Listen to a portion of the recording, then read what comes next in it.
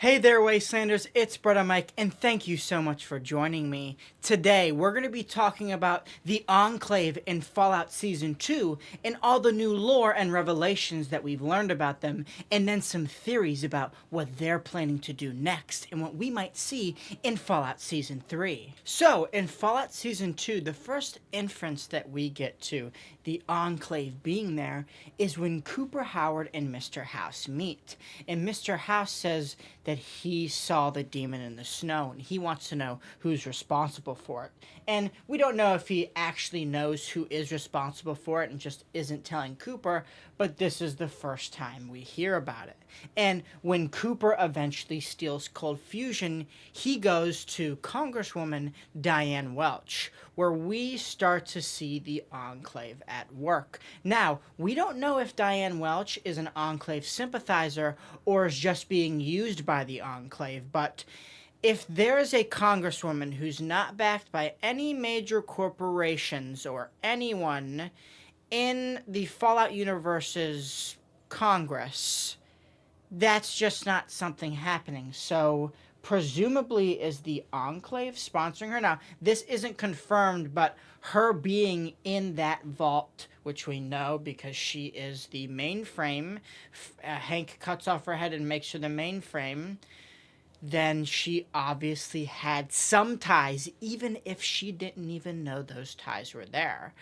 But she says that she can help Cooper get the president Cold Fusion. So if she's that in with the president, who we know started the Enclave, then I think she may actually be in the Enclave. Or some ties in some way possible, but we see Cooper give the president Cold Fusion.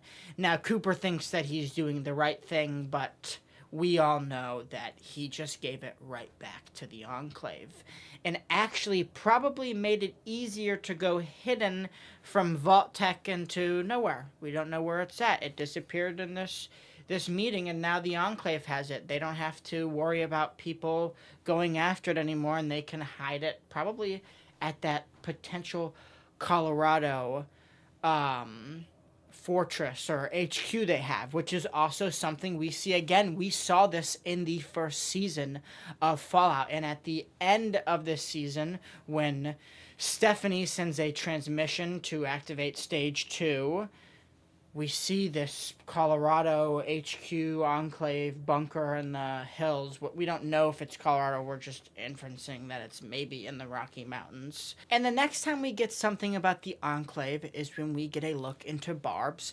day-to-day life, approving and disproving products and everything to do with Vault-Tec, with the vault, with marketing and such. And she asks Betty to see how Cold Fusion is stored and how they store it and such and where it's at. And then this is when we find out that this is right before the meeting she has with all the companies where she says they're going to drop the bombs. And she gets in the elevator with someone else. It doesn't show them, but he starts talking to her. And the camera pans and we see that it's actually Dr. Wilczek. Now, the same Wilczek that escapes with Cold Fusion, threatening her, telling her what to say during this meeting. And that's when we learn that the investors are actually the Enclave. Now, at this point, they have not been given a name flat out yet. There's only two people who call it by the name, which is the Ron Perlman super mutant and Mr. House in the finale. So at this point, we don't know who it is. To the fans, we know that he's obviously speaking for the Enclave. Now, we know he's not an Enclave sympathizer by the way he runs away in Season 1 with Cold Fusion. It's the only reason why the Enclave doesn't have Cold Fusion anymore.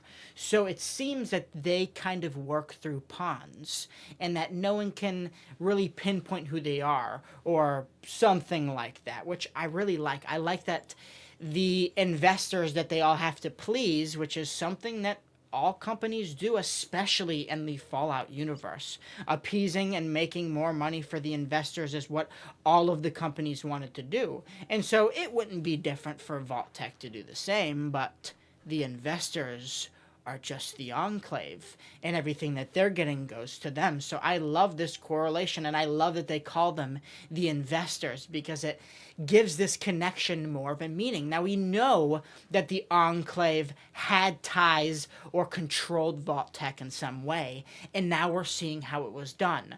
Obviously, Vault-Tec was a bit of its own separate organization, but the people really pulling the strings high up were the Enclave. At the end of the day, the Enclave had the say. They're the investors. And so this little tidbit adds so much more to something that we've known was there, but really had no way to refer to. We just knew that they used Vault-Tec. We didn't know if the Enclave was just fully Vault-Tec or if Vault-Tec was fully Enclave. And it's very clear that a lot of these low-member people didn't really know what they were in. They were trapped there. And that brings me to the next part. We see Wilczek pre-war and then also post-war. Did they freeze a bunch of the Enclave scientists at this bunker in the hills, this big facility in the hills, or in the mountains, Rocky Mountains most likely, maybe in Colorado? That's what we're being inferenced, but that's not something that is set in stone. It could be farther or somewhere else, but we know that they have a facility in the mountains, and that's where Wilczek came from. As we see, it's the same place that we see him with the dogs. So what's going on? Did the OG Enclave preserve themselves to see the fruits of their fruition blossom? Is that what we're seeing? I mean, it would make a lot more sense that the Enclave, the ones that started it, wanted to see their dream come true. And so why just wither when you can preserve yourself and have these other sects or chapters act upon or act for you, which is what we see. And I think that ties into what we see at the very end, which is Steph trying to activate stage 2. Now, what was stage 1? Is this just for that vault specifically, or are they talking about an overall grand plan? And here is my big theory with the Enclave, in that stage 1 was what we know they wanted to do. Wipe the surface clean. Stage 2, Reclamation Day, which would happen to line up with Vault-Tec's Reclamation Day. And I think we're starting to see the Reclamation Day come. We're going to see a lot of Enclave scientists and soldiers woken up out of cryosleep to continue their research. I mean, honestly, it kind of fits with the Enclave and adds a little bit more depth. Now, I know the Enclave has been used a lot, and we're tired of seeing them as the bad guy, but I think that this is actually really cool. And if they go with this, I think it would make a lot of sense, because why would you set something up not to see it finish? And if you have the means possible, are we going to see that the president actually didn't go to the oil rig, or that he maybe did go to the oil rig and then they all migrated to this facility once the radiation died down, and then they preserve themselves waiting for these other groups of the Enclave to finish their task so they could come for Reclamation Day and take over the surface? And is this stage 2 the start of Reclamation Day, where we take these super managers and these perfect specimens in Vault 31 and 32 and 33 and make them potential super mutants or super managers?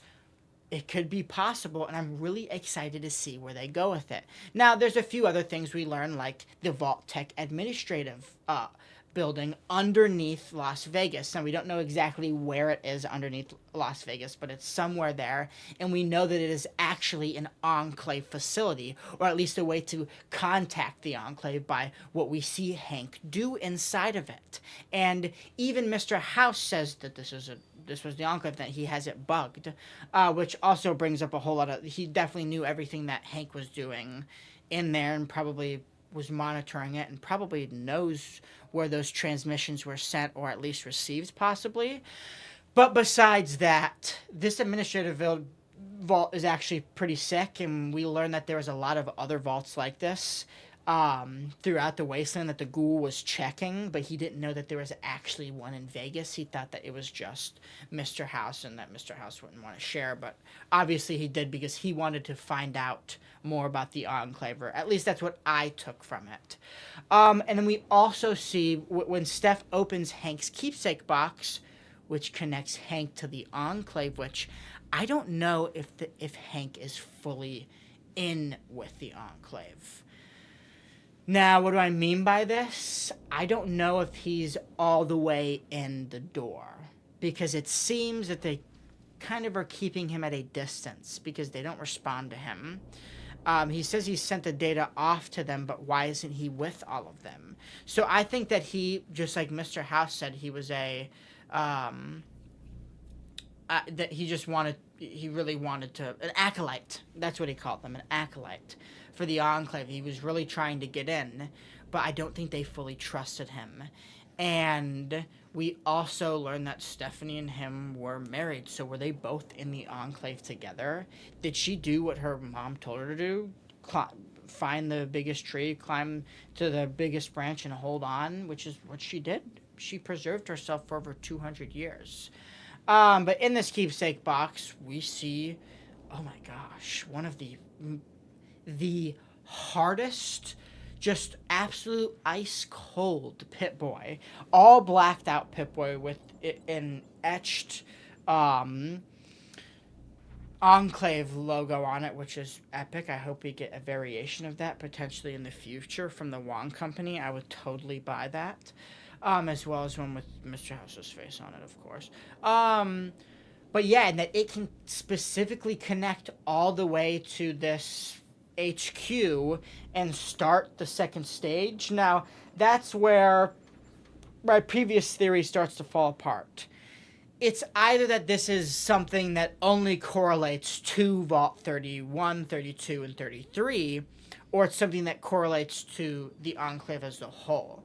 Now, I don't think that Hank or Stephanie would have the clearance to start stage 2. So I have it feels like this may be something more for the vaults, but at the same time, this could be something more for the greater Enclave, and maybe they were waiting on Vault 31, 32, and 33 to see what was happening. Maybe they were the first ones that were supposed to go out with these super managers and such, but now we see that that experiment has gone void. They're all dead now, and the only one left is that girl that was there a week who's definitely a spy of something, because how the heck do you get a job that fast and are cryogenically frozen without proper training? I'm gonna do Fallout Season 2 side theories and stuff with all these other things, but she's a big one. She goes under everyone's radar, and I think she's potentially could be, I don't know, maybe Enclave, or maybe part of the Free States, or maybe potentially a Chinese sympathizer or a spy of some kind, because it doesn't add up how she got in there so fast. Now, she seems to have humanity to her, but this could all be a farce. But yeah, we got a lot with the Enclave, especially with this chip, that they just want to control people, and that they actually asked Mr. House for. Mr. House didn't have this technology. He built it for Vault-Tec. Now, obviously, the Enclave was going to use it, and we saw them using it. And I think that Vault shows that they knew the technology was out there. They didn't complete the deal, but they maybe stole it or were able to copy it in some way, and then we see them using it in that vault, trying to make Chinese sympathizers. Now, are these Chinese sympathizers maybe to enact a war, maybe do something in America to make it look like China attacked, to give America the okay on the world stage to totally annihilate China, potentially?